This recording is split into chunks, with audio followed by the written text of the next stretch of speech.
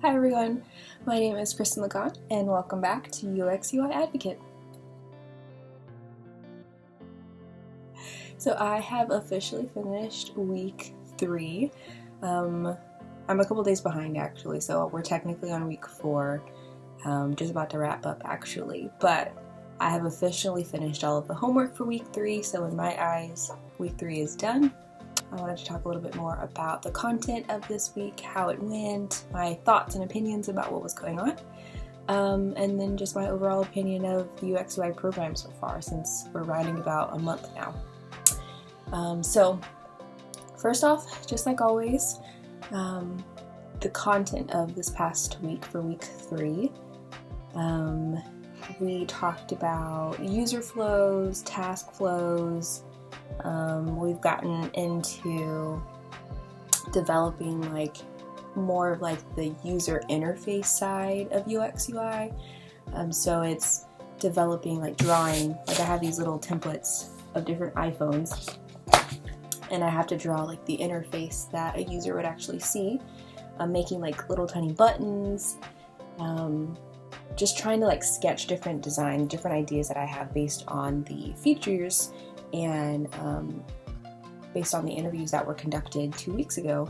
We've also talked about wireframing. So I think when I first started this, when I was slightly dipping my toes into UX UI, I heard about wireframing and I saw some pictures of wireframing, and I guess when I say I saw pictures of these monster apps, at least the wireframing part of these monster apps where you have lots of different types of connecting wires. I guess I should explain what wireframing is. I don't think I ever really explained any of the content that I talk about. But let's say that you, the example of Twitter. So you open up the Twitter app and you have the first page, which is the login page. And you push the login button and you enter in your credentials. So right there, that's at least, in my eyes, the very naive new UX UI designer that I'm slowly getting there.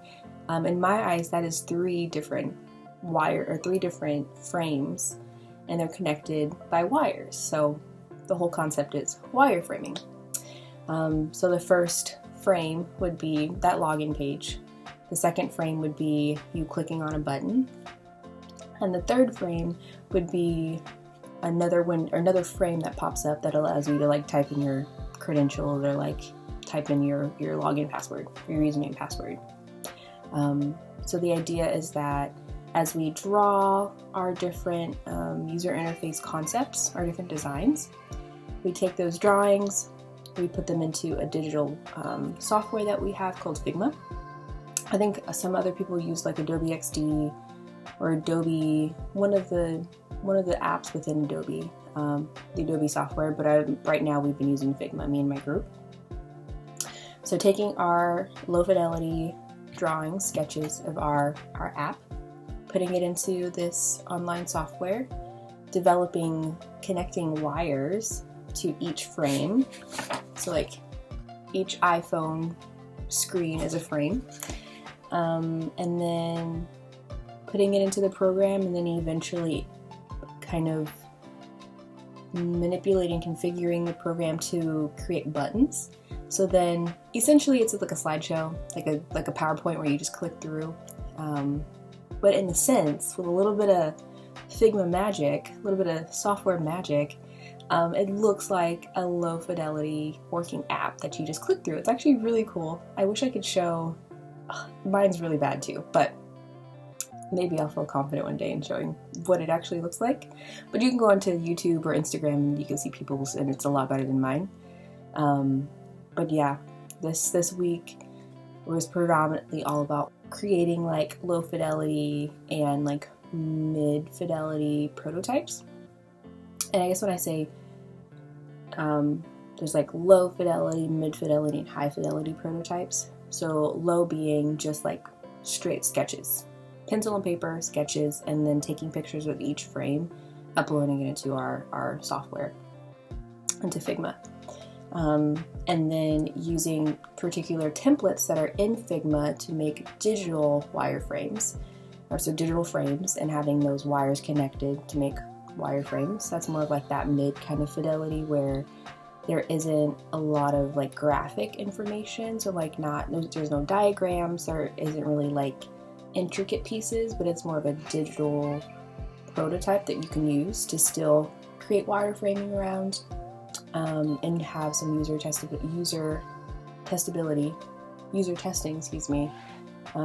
using that mid-fidelity digital prototype, and then eventually going back into Figma again, creating a more high-fidelity prototype using particular,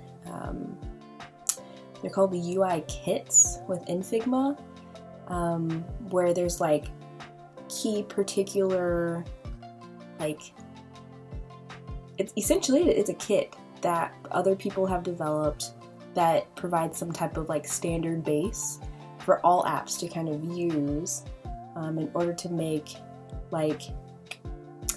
buttons within an app all continuous. So we were talking about like Twitter, for example. We can kind of figure out how Twitter designs their app, the buttons that they use, the font that they use, the colors that they use, like the width of the banner and the width of the home screen and all the little intricate things. I don't know, they probably use something much more advanced than Figma, because I have a free version, but it's really interesting to see how they like design, like physically design the interface of an app and all of the different frames that go into you clicking a button and another screen popping up, like another frame popping up. There's so much behind the scenes that's so interesting to see. And I just, maybe, like I said, maybe one day I'll have enough courage to actually share and provide an example of what I'm talking about. Maybe when I have more knowledge and information and the vocabulary to explain exactly what I'm trying to say. I've been applying to different UX UI internships and research associate jobs, and that's a little off topic, but it's still kind of UX UI related. I've been trying to get my foot in the door to get more experience in the UX UI field, since my background is social work and psychology and therapy and public health. I don't have too much experience in like UX UI, so I'm hoping that the little bit of research that I did in my past life will help me slowly kind of get into UX UI research, because going through this course over the last month now, I will say that user research in particular, developing surveys, interviewing different potential users based off of a persona that we've created, really sparks my interest. And it's a nice kind of blending between the UX UI world and the world that I'm already kind of in. So like that therapeutic side where I'm talking to people, getting to know them, understanding their behaviors, understanding why they engage in certain behaviors and why they don't. So I'm thinking that that's a good kind of place to at least start within the UX UI field, is getting into research. So I've been applying to a lot of different a lot of different research coordinator positions and research associate positions. Anything like research related that's entry level I've been applying for over the last week or two now. But yeah, I think that's a good wrap up of what has been happening. And of course the last thing is competitor analyses on top of user flows, wireframing, and then doing a lot of different competitor analyses, which kind of still goes back into that research side of UX UI, understanding what's out there on the market, who our competitor is, who's our indirect competitors, and what are some features that our app should have down the road or have right now, so that we create a product that actually is sustainable and our users want. So it's been really cool learning about all these different things,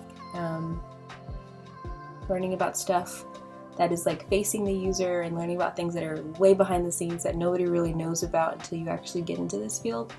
It's been really awesome. it's been really awesome learning more about this. So, I mean, I should probably rate how I feel about my class every week in my YouTube videos. So if I could rate today, or rate week 3, I would say honestly 10. Well, okay, nothing's perfect, so we'll give it like an 8.5, 8.6. I'm really liking the content. I just wish I could do this throughout the day and not just 3 hours at night, 4 hours at night. I wish I could devote more time to it because I'm really interested in it. So yeah, fingers crossed something like that could happen in the near future. But for now, I'm still taking these classes, night classes, and doing homework and trying to learn as much as I can, watching YouTube videos, learning more about UX, UI, and how I can kind of find my niche in this field. So yeah, I think that is everything. If you want to follow me, you are more than welcome to. I've never really set up my YouTube channel to get follows or likes or anything like that. It's more of just documenting for myself, so then I can look back on these when I actually become a UX UI researcher, and I can be like, oh, little baby Kristen obviously didn't know what she was talking about. But yeah, you're more than welcome to follow me on YouTube and Instagram if you guys want to. I think that's everything. But until then, I'll see you all next week.